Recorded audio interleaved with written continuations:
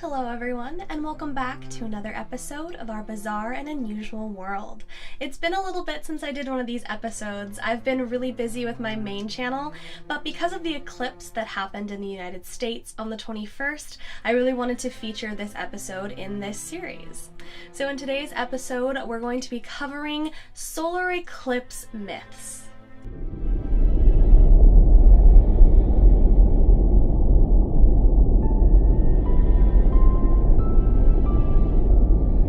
This crowd just erupted when it went total. You can see the planes, you can see stars in the sky. And the left-hand side, as they're zooming in, we still see full totality with the corona easily visible. Now, normally for this series, I cover the who, what, when, where, why, how of all the topics, but today's episode will be a little bit different. I'm just going to be covering some theories and myths, and even some things that people still do today during different eclipses. A lot of these legends and beliefs are very similar to each other and have a lot of different beliefs relating to different gods. So let's start with the idea of the angry sun. Some ancient Greeks believed that the solar eclipse was a sign of an angry god, hence the name Angry Sun. They suggested that the eclipse was a sign of disasters and havoc to come. There is even a battle named Battle of Eclipse or Battle of Howls. This was a long war fought between Medes and Leodians, I hope I'm saying that correctly, and that was early 6th century BC. Basically, their battle was interrupted by the eclipse, and when day turned to night, they took that as a sign. From there, they ended the battle and started negotiations for peace. Then we have a variety of beliefs from different cultures and locations that believe that a creature is eating the sun. Norse cultures put the blame on wolves. They believe that these mystical wolves were the ones that were taking a bite out of the sun during the eclipse. In Vietnam, people thought that it was a giant frog taking a bite out of the sun. In China, it is known as a celestial dragon. And the Pomo, an indigenous group of people from the northwestern United States, believe that it is a large bear. This bear is said to have started a fight with the sun and in retaliation took a bite out of it. Other cultures suggest that nothing ate the sun, but instead that it was stolen by some sort of demon, even suggesting a great battle between the sun and the moon. According to Inuit folklore, the sun goddess Melina walked away from a fight with the moon god Annigan, and a solar eclipse happened when Annigan was able to catch up with his sister, the sun goddess. Others suggest that an eclipse is a sign of an important death to come. There's a couple different references to this in history, but a lot of people think to King Henry I when they think of this story. People believe that the eclipse was a sign or a messenger for death to come. Eclipses are also thought to be a sign of the end all.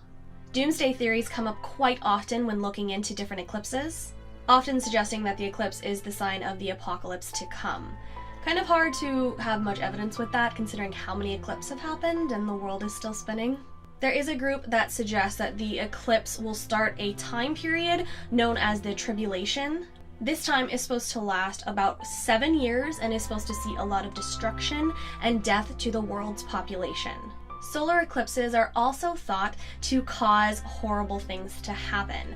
Besides the deaths that we've already mentioned, some people think that they cause tragedies, such as plagues, lightning strikes, floods, even fires. For those many cultures that believe an eclipse is a demon stealing away the sun, they often believe that making noise will make the demon release the sun. Lots of stories of banging pots and pans together to get the demon to be scared away and release the sun and end the eclipse, essentially sending the demon back where it came from. In medieval times, people often did not have sex during a lunar eclipse because it was thought if the woman became pregnant, it would be a demon baby. They would be known as moon children and would be demonic and hideous. Kind of sounds like a werewolf theme to me. As for more modern stories and myths, pregnant women are often told or warned to not go outside during any sort of an eclipse. The stories vary, but a lot of them just warn that it will be bad for the child. Some stories suggest the child will just be harmed in general. Others suggest it could be born with crooked joints.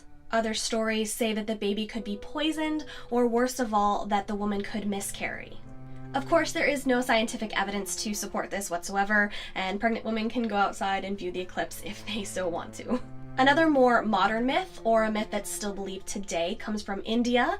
A lot of people believe that you shouldn't cook or prepare any sort of food during an eclipse because it could be poisonous to you or your loved ones. In Italy, it's quite the opposite. It's not so much a negative as so many of these tales suggest. Some people in Italy believe that any plants or flowers planted during an eclipse would be more colorful or taste better.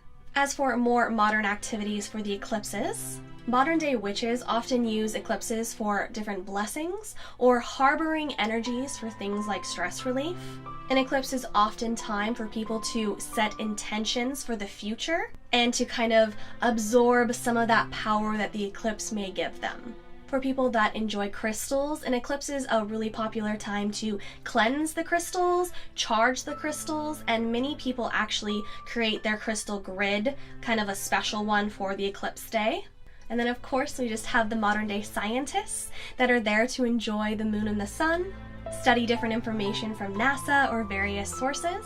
All of it of course depends on your personal beliefs and everyone separately. Well, that's it guys. I hope you enjoyed this little episode of this series all about eclipse and myths and stories. Did you guys personally get to see any of the eclipse if you're in the States?